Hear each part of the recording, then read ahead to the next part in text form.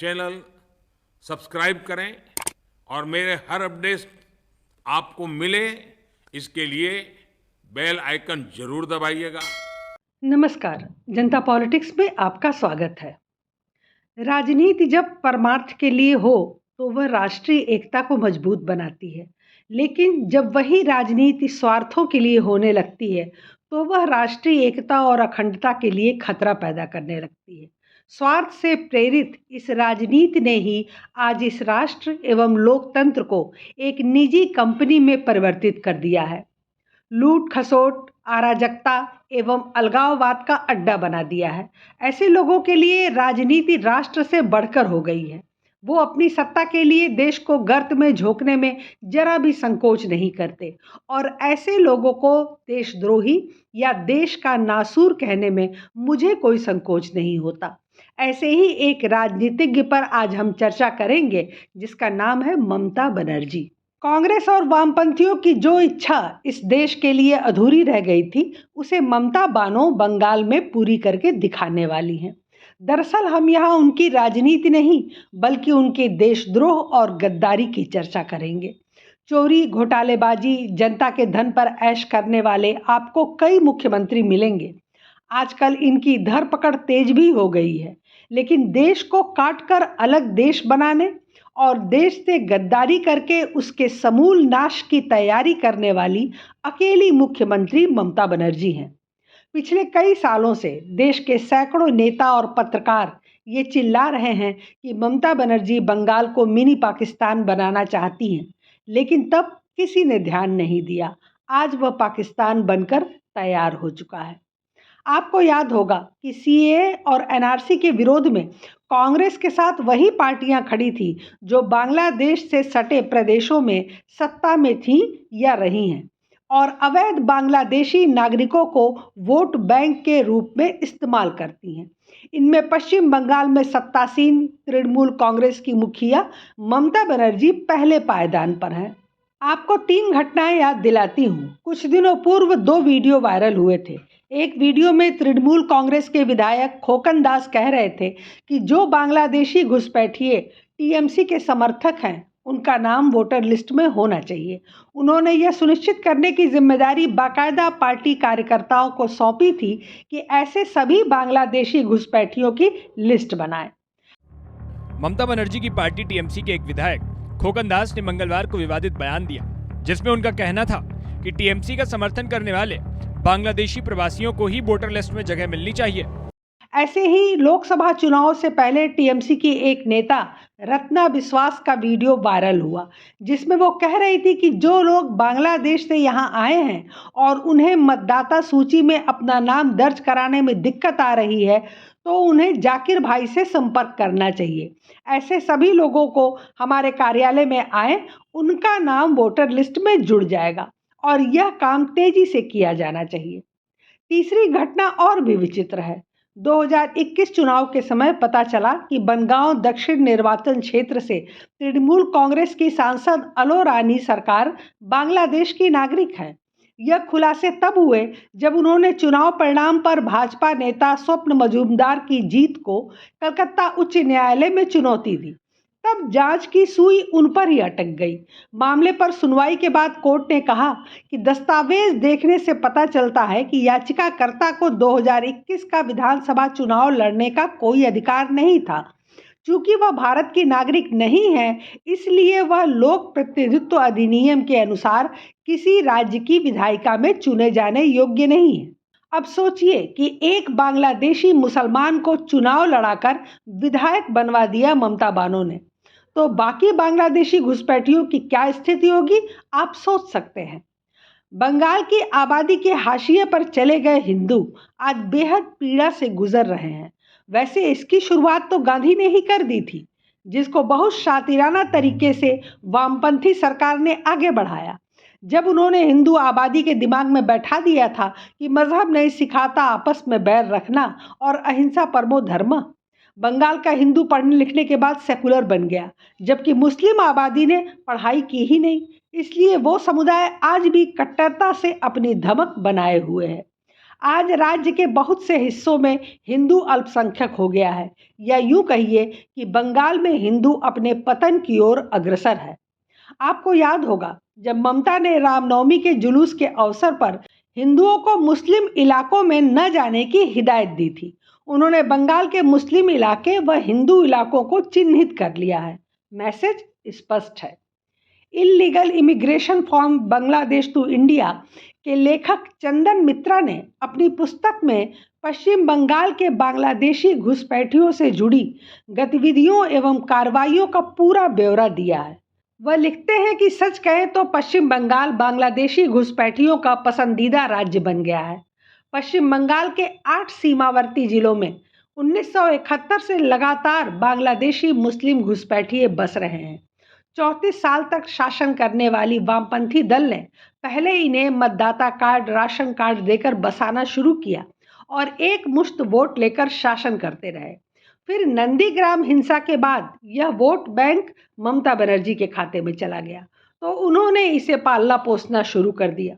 पश्चिम बंगाल में कोई भी पार्टी 30-32% वोट बैंक को नज़रअंदाज नहीं कर सकती। ये वो वोट बैंक है जो हर दिन बढ़ता ही जा रहा है। वजह है बांग्लादेश से घुसपैठ और जनसंख्या में बेलगाम बढ़ोतरी। राज्य की 294 विधानसभा सीटों में से 148 से ज़्यादा सीटों पर मुस्लिम वोटर निर्णायक भूमिका में हैं। आंकड़ों की बात करें तो मुर्शिदाबाद में 66% आबादी मुस्लिम है, मालदा में 52%, नॉर्थ दिनाजपुर में 50%, साउथ 24 परगना में 36%, वीरभूमि में 38% आबादी मुस्लिम है। इन मुस्लिम बहुल 8 जिलों में सबसे ज़्यादा मानव तस्करी, महिला तस्करी और मादक पदार्थों की तस्करी होती है। यहाँ हजारों की संख्या में ऐसे मदरसे बनाए गए हैं जो राज्य सरकार द्वारा रजिस्टर्ड नहीं है। वीरभूम जिला जो बम और घातक हथियारों की फैक्ट्री के रूप में उभर कर सामने आया है, वो पूरी तरह मुस्लिम समुदाय के नियंत्रण में है। 2001 की जनगणना के मुताबिक भारत में बांग्लादेशी घुसपैठियों की संख्या 1.5 करोड़ थी। केवल दिल्ली में ही 13 लाख बांग्लादेशियों के होने की बात कही जाती है। भारत बांग्लादेश सीमा का गहन दौरा करने वाले लेखक वीके शशि कुमार ने इंडियन डिफेंस रिव्यू नामक अपने लेख में बताया कि किस तरह वहां दलालों का गिरोह घुसपैठ कराने से लेकर भारतीय राशन कार्ड और वोटर पहचान पत्र बनवाने तक में मदद करता है। बॉर्डर मैनेजमेंट टास्क फोर्स की वर्ष 2000 की रिपोर्ट के अनुसार 1.5 करोड़ बांग्लादेशी घुसपैठ कर चुके हैं और लगभग 3 लाख प्रति वर्ष घुसपैठ कर रहे हैं। हाल के अनुमान के मुताबिक देश में 5 करोड़ घुसपैठिए मौजूद हैं। यही नहीं, हाल के दिनों में बंगाल के कई इलाकों में हिंदुओं के ऊपर होने वाले सांप्रदायिक हमलों में बांग्लादेशी घुसपैठियों का ही हाथ रहा है। आपको याद होगा कि ममता बनर्जी ने 2005 में संसद में बांग्लादेश से आए घुसपैठियों के मुद्दे पर जमकर हंगामा किया था और घुसपैठियों पर चर्चा की इजाज़त नहीं मिलने पर संसद की सदस्यता से इस्तीफा तक दे दिया था। हालांकि स्पीकर ने उनका इस्तीफा मंजूर नहीं किया था। ममता के इस आचरण का यूपीए और लेफ्ट के कई सदस्यों ने निंदा भी की थी। सत्ता में आने के बाद ममता ने रोहिंग्या के मुद्दे पर अब अपना मत बदल लिया है।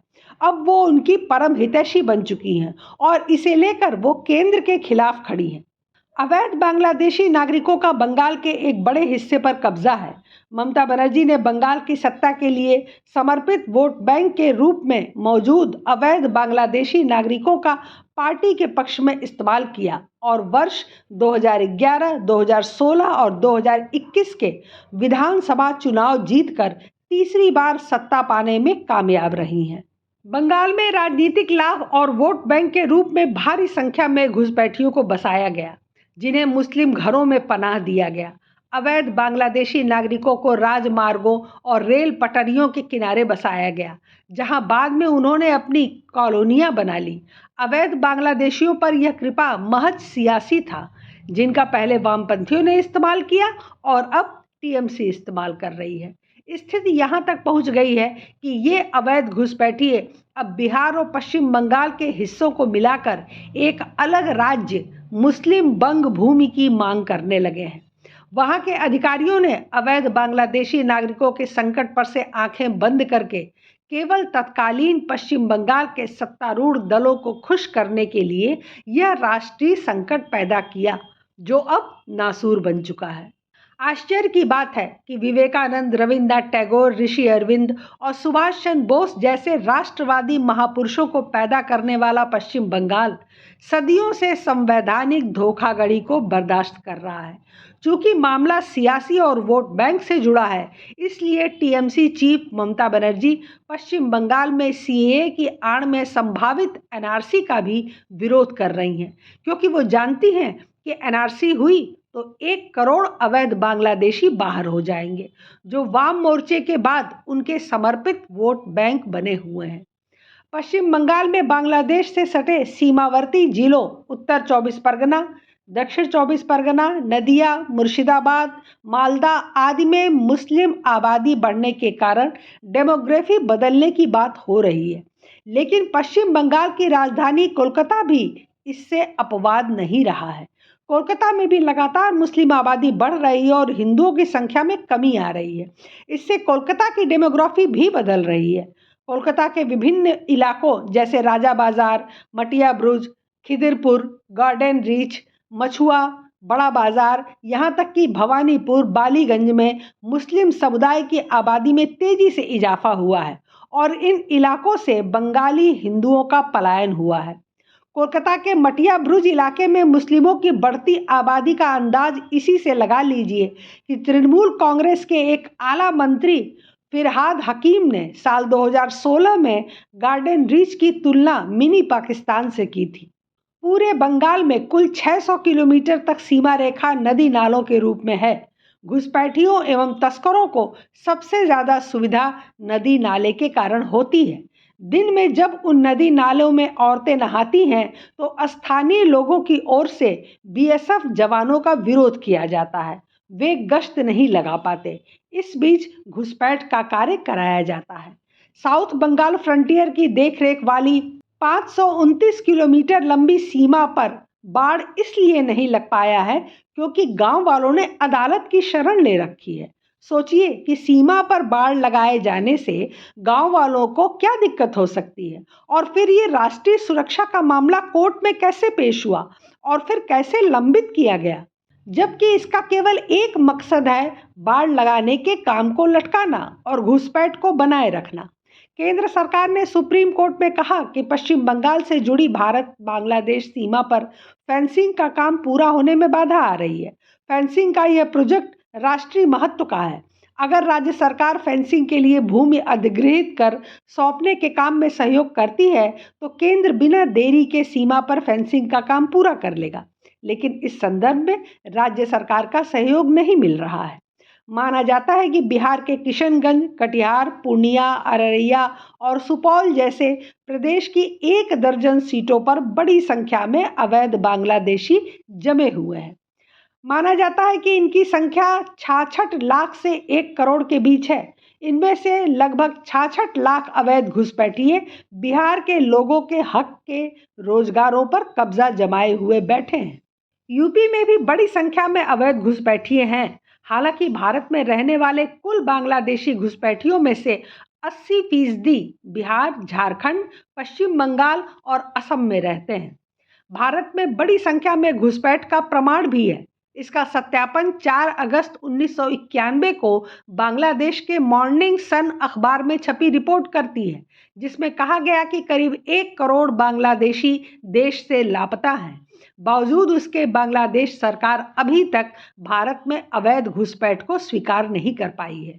ममता ने मोदी सरकार पर आरोप लगाया था कि वह राजनीतिक फायदे के लिए असम में लाखों लोगों को राज्य विहीन करने की कोशिश कर रही है। उन्होंने कहा कि राजनीतिक मंशा से एनआरसी तैयार किया जा रहा है, हम ऐसा नहीं होने देंगे। बीजेपी लोगों को बांटने की कोशिश कर रही है। इस हालात को बर्दाश्त नहीं किया जा सकता। देश में गृह युद्ध, खून खराबा हो जाएगा। उनके इस बयान के बाद असम के एक थाने में उनके खिलाफ एफआईआर दर्ज हुई, लेकिन बस और कोई एक्शन नहीं हुआ। ममता ने असम के संदर्भ में चिंता जताते हुए कहा कि 40 लाख लोग जिन्हें ड्राफ्ट से बाहर किया गया है वो कहां जाएंगे। अगर बांग्लादेश भी उन्हें वापस नहीं लेता तो उनका क्या होगा? सवाल बहुत बड़ा है कि आखिर ममता किस आधार पर गृह युद्ध छिड़ने की बात कह रही हैं? कहीं ऐसा तो नहीं कि वह इस बयान के जरिए जनता को हिंसा के लिए उकसा रही हैं, विशेषकर मुसलमानों को, क्योंकि उनकी सत्ता हमेशा के लिए छिन जाएगी अगर घुसपैठिए निकाले गए तो। जबकि ये अवैध घुसपैठिए देश की सुरक्षा के साथ साथ आम नागरिकों के अधिकारों के लिए भी खतरनाक हैं। बावजूद इसके इस संवेदनशील मसले पर देश के विपक्षी दलों ने जिस छिछली राजनीति का परिचय दिया है, उससे अंदाजा लगाया जा सकता है कि ये राजनीतिक दल देश की सुरक्षा जैसे गंभीर विषय पर भी एका दिखाने में असमर्थ है। अब माना जा रहा है कि पश्चिम बंगाल में मुस्लिमों की आबादी बढ़कर लगभग 30% हो चुकी है और कई बॉर्डर वाले इलाकों, मालदा मुर्शिदाबाद जिले के कई इलाकों में मुस्लिमों की संख्या हिंदुओं से भी ज़्यादा हो चुकी है। बांग्लादेश से सटे असम व त्रिपुरा में भी काफ़ी संख्या में अवैध बांग्लादेशी भरे हुए हैं, जिनको आधार बनाकर वाम मोर्चे की पार्टी और कांग्रेस लगातार वहां सरकार बनाने हेतु भिड़े रहते हैं। हालांकि कमोबेश पूरे देश में अवैध बांग्लादेशी नागरिक और म्यांमार से भगाए गए रोहिंग्या मुसलमान फैले हुए हैं। अब ममता बानो की रणनीति या मूर्खता देखिए। 2021 में बंगाल पुलिस की भर्ती हुई। इसमें ओबीसी ए ग्रेड की भर्ती के लिए लगभग 96% मुस्लिम समाज के लोगों का ही चयन हुआ। दिलचस्प बात यह है कि ओबीसी ए ग्रेड की श्रेणी में 80 समूह हैं, जिनमें से 72 मुस्लिम ग्रुप हैं। इसी तरह ओबीसी श्रेणी के 170 समूहों में 112 समूह मुस्लिम समाज के ही हैं। तो क्या बंगाल में ओबीसी समुदाय में सिर्फ मुस्लिम ही बचे हैं? पश्चिम बंगाल में हाल ही में पुलिस भर्ती हुई है। यह पश्चिम बंगाल पुलिस रिक्रूटमेंट बोर्ड की लिस्ट है, जिसमें चयनित सब इंस्पेक्टर के नाम है। लेकिन इस लिस्ट में चौंकाने वाली बात यह है कि इसमें चुने गए लगभग सारे अभ्यर्थी मुस्लिम हैं। अब सवाल ये कि क्या इन पदों के लिए सिर्फ मुस्लिम आवेदकों ने ही आवेदन किए थे? अगर नहीं, तो फिर मुस्लिमों का ही चयन क्यों किया गया? क्या पश्चिम बंगाल में सिर्फ मुस्लिम रहते हैं? और अगर मुस्लिम पुलिस वालों को ही चुना गया तो इसके पीछे मंशा क्या है? यह लिस्ट देखकर आपको समझ में आएगा कि बंगाल में जो नरसंहार चल रहा है, अब वो कितना बढ़ेगा। थाने के बाहर भी ममता के गुंडे मारेंगे और अंदर भी। क्या कोई रिपोर्ट दर्ज करने की हिम्मत करेगा? यह आरोप गंभीर है और जायज भी। जबकि मुस्लिमों का 10% आरक्षण अलग से है ही। यह कैसे संभव है कि ओबीसी ए ग्रेड यानी ओबीसी क्रीमी लेयर कैटेगरी में सिर्फ खास समुदाय वाले ही सेलेक्ट हुए? उनमें किसी अन्य जाति के एक भी लोग क्यों नहीं हैं? ये तुष्टीकरण नहीं तो और क्या है? इसी तरह पश्चिम बंगाल के नाडिया जिले में स्वास्थ्य विभाग में स्टाफ नर्स और कई विभागों में लैब टेक्नीशियन और मेडिकल ऑफिसर के पद पर अभ्यर्थियों का चयन किया गया। यहाँ 70 सीटों की वैकेंसी में से 26 सीटों पर मजहब विशेष के कैंडिडेट का चयन हुआ, यानी कुल वैकेंसी में से 37.1% पर समुदाय विशेष के कैंडिडेट का सिलेक्शन हुआ, जबकि वहाँ उनकी आबादी केवल 26% है। 26% आबादी और 37% से ज़्यादा चयन, तो आबादी से भी ज़्यादा कैंडिडेट चुनने का क्या मतलब है? शिक्षा, स्वास्थ्य, पुलिस, सब जगह यही स्थिति है। तो मतलब क्या है, उसे समझिए। ममता को वोट देने के बदले एक विशेष वर्ग के लोग उनके जरिए धीरे धीरे राज्य के प्रशासनिक और कानूनी ढांचे पर अपनी पकड़ मजबूत कर अपना एक छत्र राज बना रहे हैं। इसके जरिए भविष्य में प्रशासन का रवैया एक तरफा हो सकता है, जो कि एक बेहद घातक स्थिति हो सकती है। राज्य में हिंदू आबादी का संतुलन बिगाड़ने की साजिश लगातार जारी है और अभी भी ममता सरकार दूसरे समुदाय को अधिक से अधिक मौका देकर उन्हें खुश करना चाहती हैं। वोट बैंक के दम पर ही वो शासन करती आई हैं और ऐसे में उनके पास तुष्टीकरण के अलावा और कोई विकल्प नहीं बचता है। मुझे लगता है कि मोदी सरकार पर भले ही तानाशाही और लोकतंत्र विरोधी होने का ठप्पा लग जाए, जो कि ऐसे भी लगता ही रहता है, लेकिन बंगाल को बचाने के लिए अब राष्ट्रपति शासन लगाना और फिर सीए एनआरसी लागू करवाना बहुत ज़रूरी है। अन्यथा आने वाला समय मोदी जी को भी कभी माफ़ नहीं करेगा। फिलहाल आज के लिए बस इतना ही। हमारे चैनल को सब्सक्राइब करें, लाइक करें और सभी प्लेटफॉर्म पर शेयर करें। अपने विचार हमें कमेंट बॉक्स में ज़रूर बताएं। धन्यवाद, नमस्कार।